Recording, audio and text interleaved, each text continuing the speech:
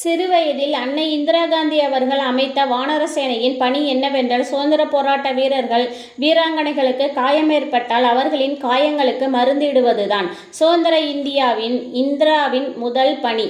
பிரதமர் நேருவின் வீட்டு நிர்வாகம், அகதிகளுக்கு காந்தியோடு சென்று பணியாற்றுதல், தனது தந்தையோடு வெளிநாடுகளுக்கு அரசுமுறை பயணங்களை மேற்கொள்ளுதல் போன்ற முக்கிய பொறுப்புகளை இந்திரா காந்தியே பொறுப்பேற்க வேண்டியும் இருந்தது.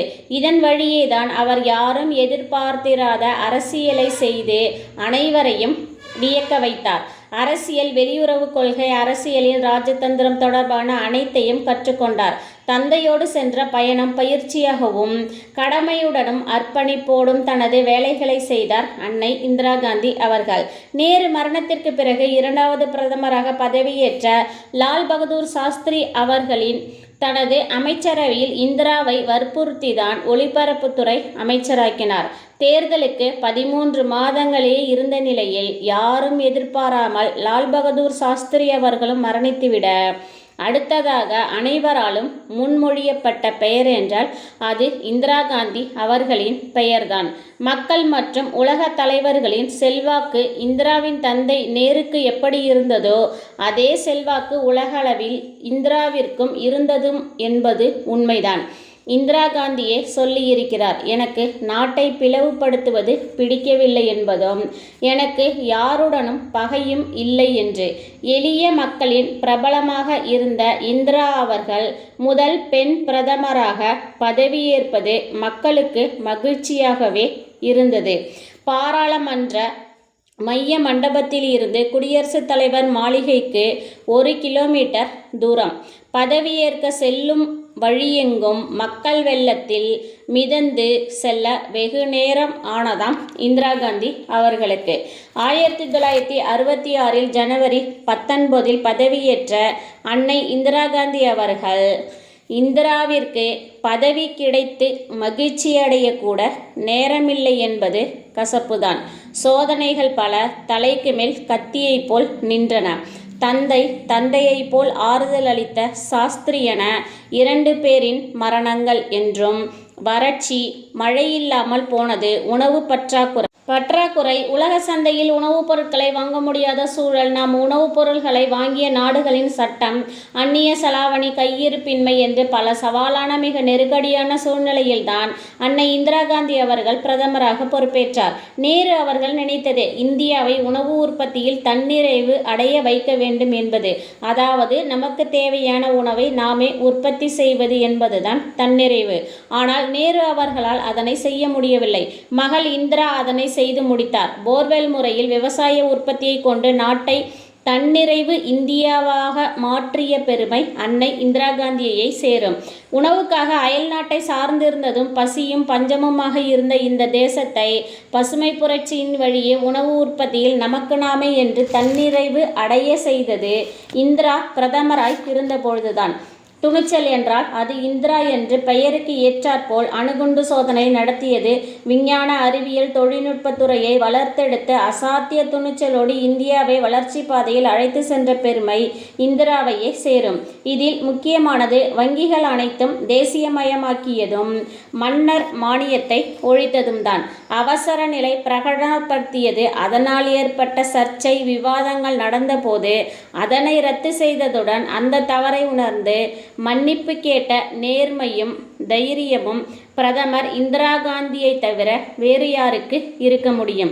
அவசர நிலையால் வந்த சலசலப்பை போக்கி 3 ஆண்டுகளில் மீண்டும் மக்களிடம் நம்பிக்கையை மீட்டெடுத்து மீண்டும் பிரதமரானார் அன்னை இந்திரா காந்தி அவர்கள். இந்திராவின் வாழ்க்கை வரலாற்றை மட்டுமே பலர் கூறுகின்றனர். ஆனால் இந்திரா காந்தி இயற்கையோடு இயைந்த வாழ்வு மிக முக்கியமாகவே கருதினாராம். சூழலியல், அதாவது ஈகாலஜி மீது அக்கறையும், காடுகள், வனவிலங்குகள், பறவைகள் மீது அதீத அன்பு கொண்டவர் என்கிறார் காங்கிரஸ் கட்சியை சேர்ந்த மிக முக்கிய தலைவர்களின் ஒருவரான ஜெயராம் ரமேஷ் அவர்கள். அதுபோல தந்தை நேரு அவர்கள் எழுதிய கடிதத்தில் பல இயற்கை பற்றியது தானாம். மலைகள் முதல் எறும்புகள், வண்ணத்து பூச்சிகள் போன்ற அனைத்து உயிர்கள் மீதும் அன்பு கொண்டவராம் அன்னை இந்திரா காந்தி அவர்கள். ஜெயராம் ரமேஷ் அவர்கள் இவ்வாறு குறிப்பிடுகிறார். இந்திராவின் 13வது வயதில் தேனியின் வாழ்க்கை என்ற நூலை மகளுக்கு பரிசாக தந்தாராம் நேரு அவர்கள். இயற்கை மீது தீராத காதல் கொண்ட இந்திராவின் அக்கறைதான் சட்டமாக மாறியதாம். இன்றைய சூழல் மாசுபாடு தொடர்பான உள்ள நடைமுறையில் இருக்கும் அனைத்து சட்டமும் இந்திராவால் கொண்டு வரப்பட்டதுதானாம். வன உயிரிகளின் பாதுகாப்பு சட்டம், பூங்காக்கள், விலங்குகளின் சரணாலயம், அவற்றின் உயிர் பாதுகாப்பையும் மிக முக்கியமாகவே கருதினாராம் அன்னை இந்திரா காந்தி அவர்கள். 1972 ஐநா சார்பாக ஸ்டாக்ஹோமில் மனித சுற்றுச்சூழல் முதல் மாநாட்டிலேயே ஈகாலஜி குறித்து உரையாற்றிய ஒரே அரசு பெண் தலைவர் இந்திரா காந்தி அவர்கள் மட்டுமே. இந்த மாநாட்டை ஸ்வீடன் நாடுதான் ஏற்பாடு செய்திருந்ததாம். ஆனால் ஸ்வீடன் பிரதமர் பேசவில்லை. 1976 ஆகஸ்டில் நடந்த புதுப்பிக்கக்கூடிய மற்றும் குன்றாத வளங்கள் குறித்து முதல் ஐநா மாநாட்டில் உரையாற்றிய 5 தலைவர்களுள் இந்திரா காந்தியும் ஒருவர். உலக அரங்கிலும் சுற்றுச்சூழல் குறித்து வழிகாட்டியாகவும் உலக சுற்றுச்சூழல் ஆர்வலர்களுடனும் பறவையியலாளர் சலீம் அலி அவர்களுடனும் தன் வாழ்நாள் முழுவதும் நட்பு நீடித்தது என்பது பலருக்கும் தெரியாது என்கிறார் ஜெயராம் ரமேஷ் அவர்கள். அத்துடன் இவர் தனது தந்தையைப் போலவே குழந்தைகளின் மீதும் அதீத அன்பு கொண்டவராம். தமிழகத்தில் இருந்து ஒரு சிறுவன் அன்னை இந்திரா காந்திக்கு அவர் பிரதமராய் இருந்த பொழுது பிறந்தநாள் வாழ்த்து கடிதம் எழுதி அனுப்பியிருக்கிறார். அந்த சிறுவன் குடும்பம் அப்பொழுது குன்னூரில் இருந்த சமயத்தில் தன் பிறந்த நாளும் இந்திரா காந்தி அவர்களின் பிறந்த நாளும் ஒன்று என்பதால் இவர் இந்திரா காந்திக்கு ஒரு வாழ்த்து கடிதம் எழுதி அனுப்பியிருக்கிறார். இதனை அவர் ஒரு பிரபல தொலைக்காட்சியில் சிரித்து கொண்டே கூறியது அப்பொழுது எனக்கு தெரிந்த ஆங்கிலத்தில், அதாவது my birthday, your birthday, same birthday, I wish you, you wish me என்று எழுதி அனுப்பியிருக்கிறார். அதற்கு இந்திரா காந்தி அவர்கள் பதிலும் தன் கைப்படவே வாழ்த்து கடிதத்தை எழுதி அனுப்பியிருக்கிறார். பதில் தபாலில் வரவில்லை. பிரதமர் அலுவலகத்தில் இருந்து வந்ததால் அது நேராக அப்போதைய கலெக்டர் அலுவலகம் சென்று தனிப்பட்ட கவனத்துடன் சம்பந்தப்பட்டவர்களிடம் நேரடியாக சேர்க்கும்படி உத்தரவிட்டு விட்டார் கலெக்டர். என் வீடு மலைப்பகுதி என்பதால் ஜவான் குதிரையின் மீது வந்து அந்த தபாலை என்னிடம் சேர்க்க வந்த சமயத்தில் கலெக்டர் அலுவலகம் ஜவான் வந்ததை பார்த்து எனக்கு பயம். அங்கிருந்த தோட்டத்தில் ஓடி ஒளிந்து கொண்டேன். எனது அம்மாவிடம் ஜவான் கூறியது, பிறந்தநாள் வாழ்த்து கூறி உங்கள் மகனுக்கு பிரதமர் அலுவலகத்தில் இருந்து பிரதமர் இந்திரா காந்தி அனுப்பிய கடிதம் என்று தெரிந்தவுடன் எனது அம்மாதான் என்னை தேடி செய்தியை கூறி அழைத்து வந்து கடிதத்தை நான் பெற்றுக்கொண்டேன். எனக்கு கை கால் புரியல, ஆனால் அவ்வளவு மகிழ்ச்சி எனக்கு என்கிறார். அப்பொழுது நான் 2nd ஸ்டாண்டர்ட் தான் படித்தேன்.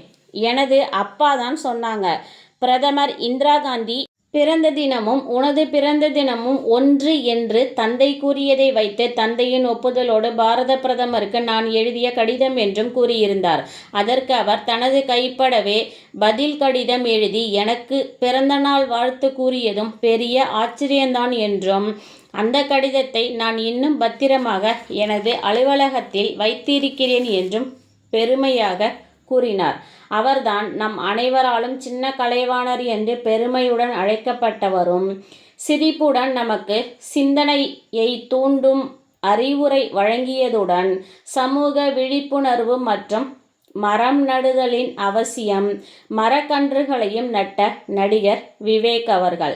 அன்னை இந்திரா காந்தி அவர்களுக்கு பிறந்தநாள் வாழ்த்து கடிதம் எழுதி இந்திரா காந்தியின் வாழ்த்து கடிதத்தையும் பெற்றவர் நடிகர் விவேக் அவர்கள். ஆம், இருவருக்கும் ஒரே நாளில்தான் பிறந்த நாள், நவம்பர் 19. பாரதத்தின் முதல் பெண் பிரதமர் இந்திரா காந்தி அவர்களின் பிறந்த நாள் நவம்பர் 19.